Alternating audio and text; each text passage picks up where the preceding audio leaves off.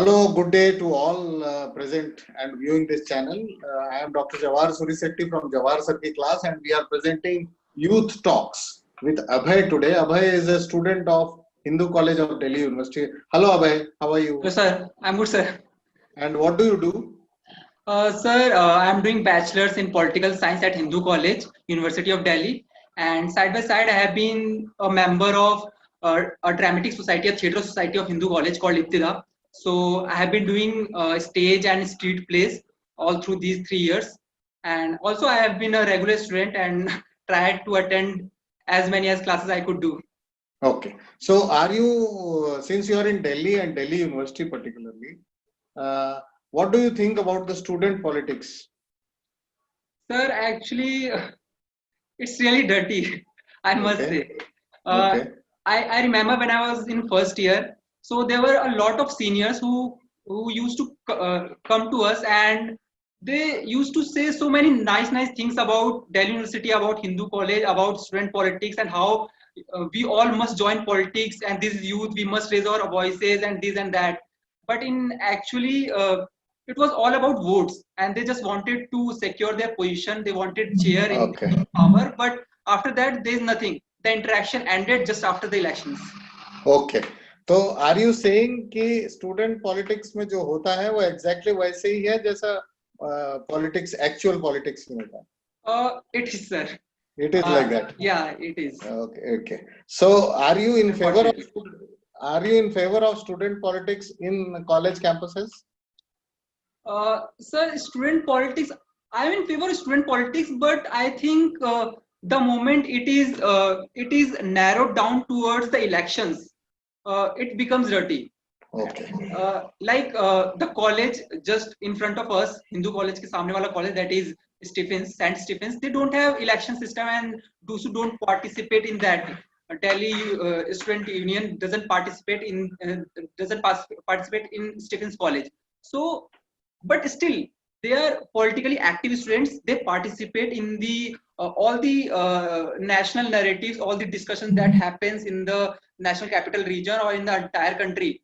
Similarly, I think other student communities, like in my college, in Hindu College, we can also do that. We can participate in discourses, in discussions, in debates, but not necessarily in the election politics. Okay. I think we don't need that, not at this stage. Okay. Maybe in the politics of local government, then state government or national government, but not in college level. I don't think election is necessary. Okay. So what you are saying is we should be aware of the happenings around us. Yes, obviously we should raise our voices. Yes, we should raise our voices where it is required. But politics is not required at every place. This is what you are saying. And yes. Dirty politics especially. Okay. Leadership is good, but it has to be clean. Okay. So you are at home now? The colleges have not opened? Colleges have not opened? No, sir. Actually, we are preparing for this one-time unconventional open book examination, and which is going to happen next month. So this is unconventional in this unprecedented time. So I am preparing for that. But I still feel this is injustice to many of my fellow classmates and students who have been in villages, in small towns where there is not, they don't have the accessibility nor the facilities to attend the online classes, neither to attend the examination that is going to happen next month through online process. Very true. So are you thinking that in these times when everything is online, there is a increased digital divide between the disadvantaged and the advantaged? So very much, and very visible actually. I cannot talk about those my friends in villages and towns. I can talk about myself. I live in Delhi, in South Delhi, extreme South Delhi actually. Half a kilometer there is Gurugram, Haryana. But I feel that there is instability of internet connection here. When there is heavy raining, electricity connection goes out. There is no electricity connection. If there is too hot, then there is no electricity connection. If there is too cold, then there is no electricity connection. So I think we are not prepared for extremes. Okay. Very good point you made. Now, the very special status of Delhi, of it being a state and not having all the powers. What do you think about that?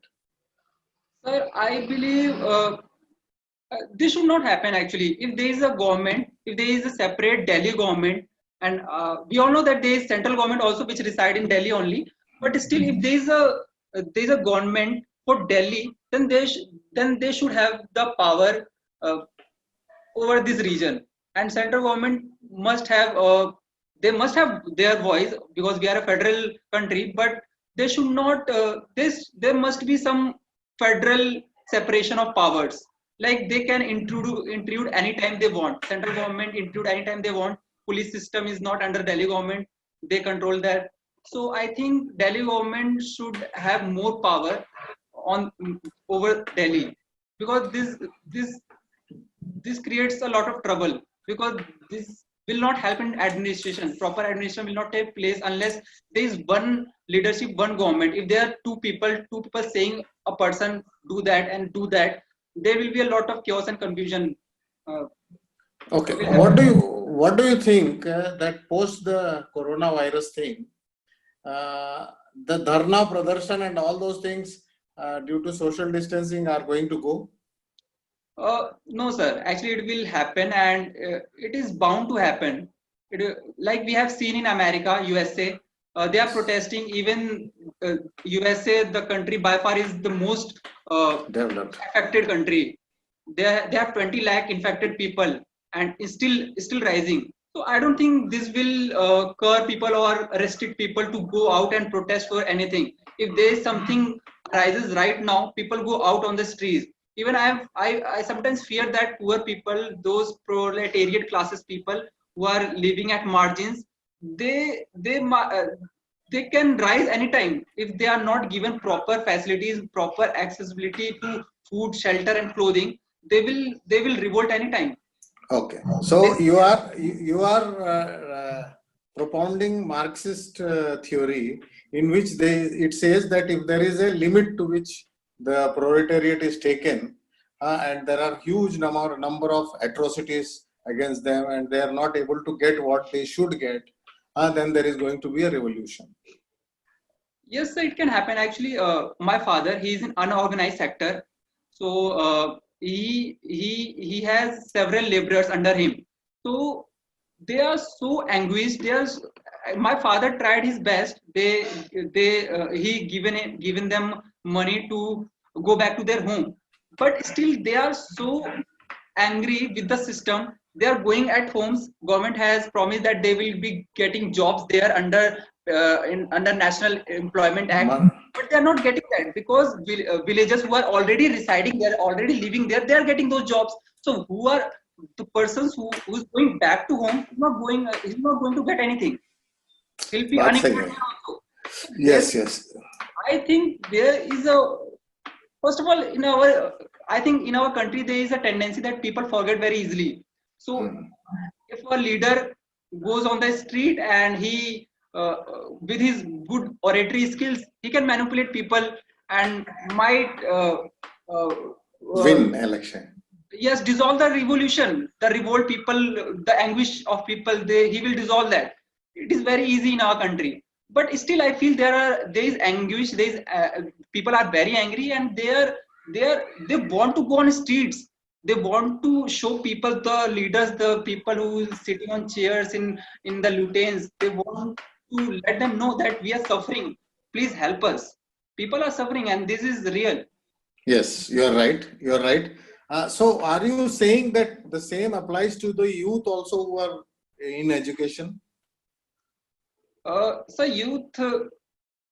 youth actually, I think youth try very hard through various means.